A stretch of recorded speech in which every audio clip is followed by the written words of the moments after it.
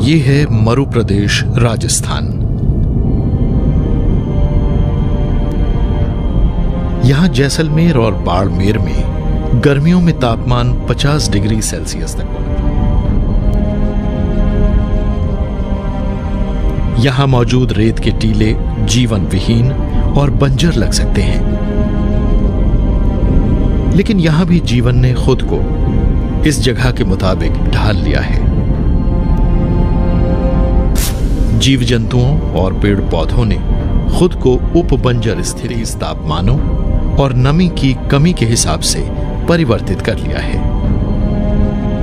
राजस्थान में पेड़ पौधों और जीव जंतुओं की कई दुर्लभ प्रजातियां भी मौजूद हैं।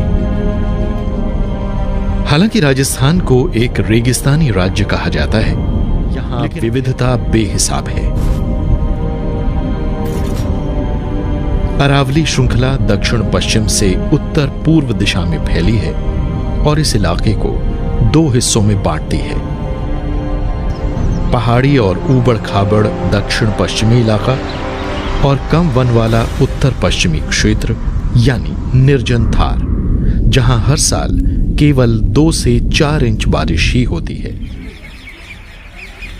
पूर्वी हिस्से में बाघ और प्रवासी पक्षी रहते हैं, जबकि सूखे और बंजर पश्चिमी इलाके कई प्रवासी पक्षियों के लिए सर्दियों का एक आशियाना भी है, जो साइबेरिया और यूरोप जैसी दूर दराज जगहों से आते हैं। इसके अलावा देश के अन्य हिस्सों से पेलिकन और फ्लेमिंगो पक्षी भी यहां आते रहते हैं।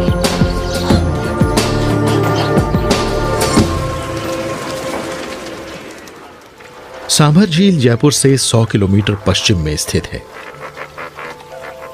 ये एशिया में खारे पानी की सबसे बड़ी झील है और सर्दियों में यहां पक्षियों की 70 से ज्यादा प्रजातियां रहती हैं, जिन्होंने खुद को खारे पानी वाली स्थितियों के मुताबिक ढाल लिया है, जैसे कि फ्लेमिंगो, पेलिकन, स्टॉक, बगुले और अन्य जल मुर्गियां तथा जल पक्षी।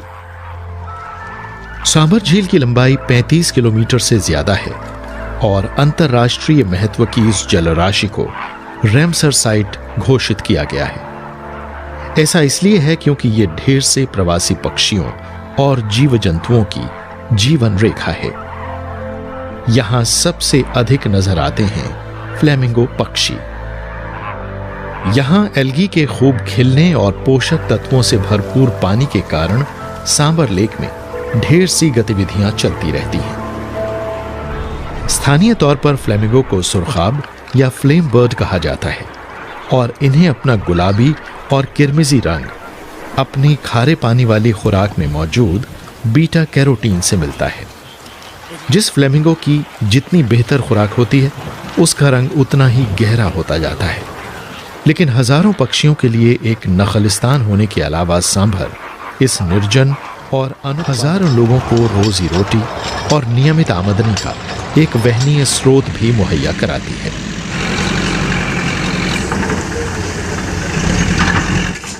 सांभर की नमक की क्यारियों से हर साल 200 टन से ज्यादा नमक पैदा होता है, जो भारत के कुल नमक उत्पादन का करीब 10% होता है। महिलाएं और पुरुष इस झील के बेरहम रेत से रोजी जुटाते रहते हैं। काम करने के साथ कई खतरे भी जुड़े रहते हैं। यहां के बहुत से मजदूर रंगों के बीच अंतर नहीं कर पाते। नमक से परावर्तित होने वाली तेज रोशनी को लंबे समय तक झेलने से उनकी आंखों के कोण और रॉड को नुकसान होता है। इसके अलावा खारे पानी में लंबे समय तक रहने के कारण इन कामगारों के हाथों और पैरों में दरारें पड़ जाती हैं। आज ये खारे पानी वाली झील खतरे से घिरी है।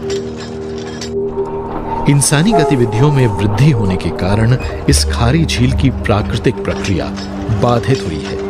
स्थानीय समुदायों की जिंदगी मुश्किल में पड़ती जा रही है, बल्कि साल के 6 महीने जो जगह प्रवासी पक्षियों के लिए एक सुरक्षित आशियाना हुआ करती थी, उसके लिए भी खतरा पैदा हो रहा है।